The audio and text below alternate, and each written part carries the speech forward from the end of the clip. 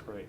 Let me ask you one more. Yeah, go ahead. So, see what you think about this. So, there's a lot of talk about some folks. It kind of ebbs and flows in terms of what if we had a national provider number or a national patient number, like if we were to nationalize that and the national EMR, national health record. Almost if everyone had a social security number that was a medical record number, it's sort of a national patient number, whatever they call it. It comes in different forms.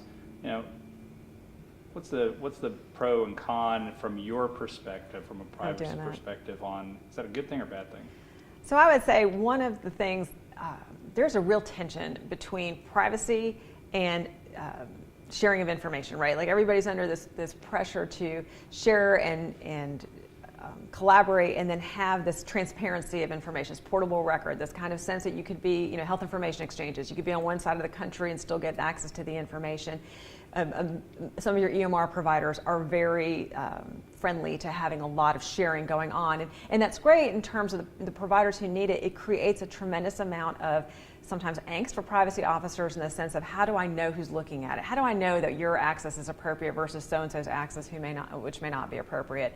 What happens when the information gets hacked on one side of the country, but all of us are involved in that? It's so commingled, it's going to be very difficult to figure out whose responsibility is it to tell the patient? Whose patient is it? It's all of our patients. So there can be a lot of great clinical reasons for it. It does put a lot more information at risk in terms of it's all sitting in one pool. So if it's breached, it's a lot of information sitting there. So that's going to be an interesting thing to see how the government moves forward on that. I think another challenge just for all of us as we look at this national aspect, and we saw it with our own breach, we had patients in every state who had come to visit us, and we're in a location where we have an NFL team, we have an NBA team, we have a lot of draws. We have an outlet mall, which apparently is one of our biggest draws in the state. So we have a lot of people come to visit us, and as a result, our patients are all over the country.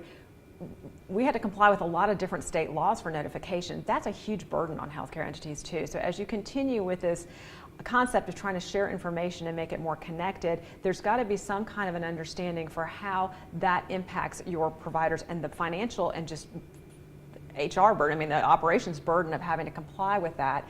We're going to have to either get to some common rules that transcend all states so that your healthcare providers who really are reaching across those state lines, whether it's by their own volition or because they're being required to do that, don't necessarily have to be crushed under a burden of having to comply with 50 different requirements. So we need to stop all the interoperability and... I would love nothing more, but I'm not going to say that because I didn't know that you all...